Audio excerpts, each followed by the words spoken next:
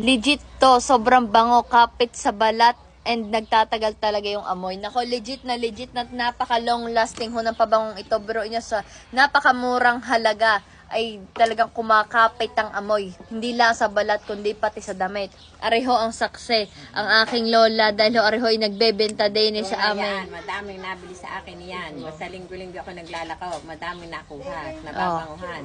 Nalabahan na daw ang damit, ay mabango pa. Are, may kwento ako sa iyo. Ano may naman kwento ako sa iyo, ninyo? Kuya. Oh, anong kwento ninyo? Yan, kita mo ga yung mag-asawa ni, yung si, hindi ko na totoong papangalanan kung sino. Oh.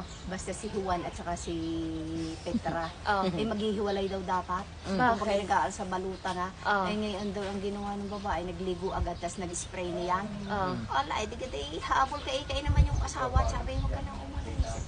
Sabay parang siksik sa asawa. Oo, at ano? namamangoy ang asawa. Ayun. Kaya malaki ang nagagawa rin Oo. pala niyan sa fragrance na yun. Malaki din ang naitutulong. Oo, magkakahiwalay din dapat inong naamoy, nag-spray ng pabangaw. Ay, Lasa ewan ko naman. Mabango naman nga talaga eh. Kakabango nga tunay yun ha, tunay yun. Nagkukwento sa akin. Ang bango. Ang bango naman nga talaga na rin. Alam ninyo, Ariho ay paubos. Tinan ninyo at wala na naman na rin kalaman-laman ay kakaunti na. Ari nga ho pala ay J Fragrance na Charm Scent. Meron naman ho ang iba, ang paborito ay Adore at saka Glamour.